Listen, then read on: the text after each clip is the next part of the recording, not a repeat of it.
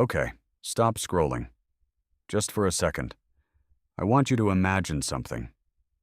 Think about your life right now. How many times have you lied today? I'm on my way, while you're still putting on your shoes.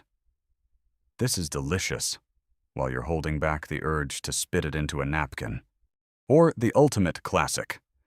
I have read and agree to the terms and conditions. You lie. I lie. We do it so smoothly that it rolls right off the tongue without a second thought. Animals don't do this. Your dog can't pretend he didn't rip up the pillow and frame the cat for it. Animals live in a world of absolute truth. Now, rewind 50,000 years. Look at our Homo sapiens ancestor. Same biological hardware. Same exact brain structure running underneath that animal pelt. A perfect survival machine optimized by millions of years of evolution. Here's the question. Could that prehistoric guy holding a stone spear, the guy who spends his entire day facing the brutal, naked truths of nature, hunger is hunger, a tiger is a tiger, dead is dead, could that guy look his chieftain dead in the eye and lie? Because here is what we usually think about ancient humans. They were naive, wild, purely instinct-driven. We tend to think that deception, manipulation, and lying are byproducts of modern civilization, of capitalism, of politics. That early humans were too pure or too stupid to run a scam. But what if that story is completely wrong? What if the ability to bend the truth isn't a bug of civilization, but the greatest, darkest feature the human brain ever invented to survive? Let's go track down the first lie in human history. First, we need to set the scene properly. For millions of years, our ancestors lived in a world where bad information meant death. If you were on night watch and yelled, "Invisible wolf!" the pack would panic, waste precious energy, and the next time a real wolf showed up, no one would believe you. You'd get eaten. Nature has no room for fiction. Everything had to be a physical reflex. Hungry? Eat. Angry? Fight. Scared? Run. Binary and brutal. But then, something miraculous and terrifying happened inside the Homo sapiens skull. Our brains got bigger. Not just a little bigger, but absurdly large, consuming up to 20% of our body's total energy. Why on earth did we need such an energy-hungry brain just to throw rocks at deer? Scientists have a theory called the Machiavellian intelligence hypothesis. This theory suggests a dark truth. Predators weren't the most dangerous things out there. The most dangerous, complex, unpredictable threat our ancestors faced was the other humans sitting around the campfire. To survive within a tribe, the brain developed a superpower called theory of mind. This is the cognitive ability to realize. My mind and your mind are two separate, isolated databases. What I know isn't necessarily what you know. And the exact moment the human brain realized this informational firewall existed, the seed of deception was officially planted. Fast forward to that fateful day. The scene certainly wasn't romantic. Let's say it's a harsh winter.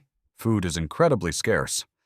The hunting party just brought back a scrawny wild boar, and the best cut of meat, the fattiest, most calorie-dense piece, was stashed in the corner of the cave, reserved specifically for the chieftain, the biggest, most violent guy in the pack. But then, there's this guy. Let's call him Og. Og is starving. Og can't fight his biological urge to store fat. When no one is looking, Og sneaks into the corner and devours the meat. A while later, the chieftain returns. The meat is gone. He roars in anger. He grabs Og because Og still has animal grease smeared all over his mouth. Throughout the entire history of evolution prior to this exact second, Og had only two instinctual options.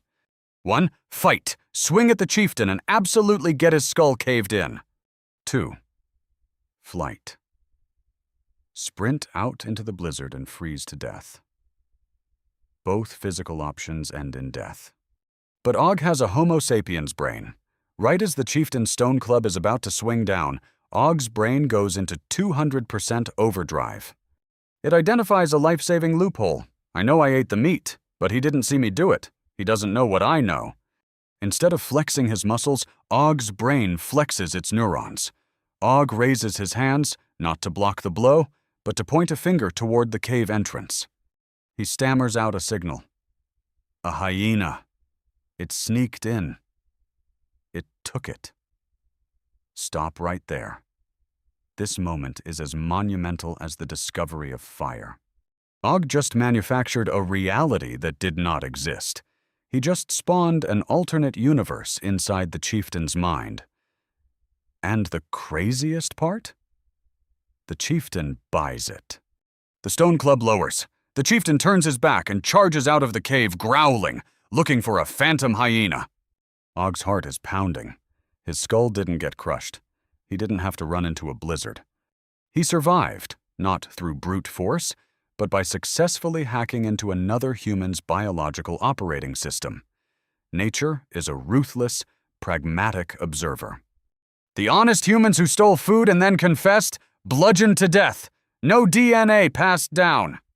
The ones who figured out how to misdirect attention, blame circumstances, and manipulate the beliefs of the stronger guy? They survived. They mated. They passed down that exact truth-evading gene to the next generation. Lying is not a moral failing. From an evolutionary biology standpoint, lying is a low-energy, low-risk shield used as a substitute for physical violence. It is the ultimate optimization. Which brings us to a reality that should give you chills. Back to the original question. Could an ancient human lie? Not only could they had to in order to survive. And that biology, that instinct to manipulate for self-preservation, is coursing through your veins right now. What is the actual difference between Ogg blaming the hyena and you telling your boss, "I never got your email, must be a server glitch"? Absolutely nothing. It's the exact same behavior. Same software, just a different user interface. Our environment has changed. The wild jungles have turned into office buildings, and apex predators have been replaced by annual performance reviews. But the survival machine inside you hasn't changed at all. Every time you pad your resume with a skill you don't actually possess, that isn't evil. That is your nervous system actively trying to protect you from the starvation of unemployment. Every time you force a smile and say, "Wow, I love this." When opening a terrible gift, you're performing social grooming, preventing a tribal conflict that could end with you being ostracized.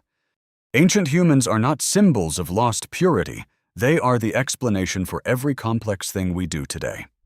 The day our ancestors learned to weave a fictional narrative to save their own lives was the day we truly separated ourselves from every other species on Earth.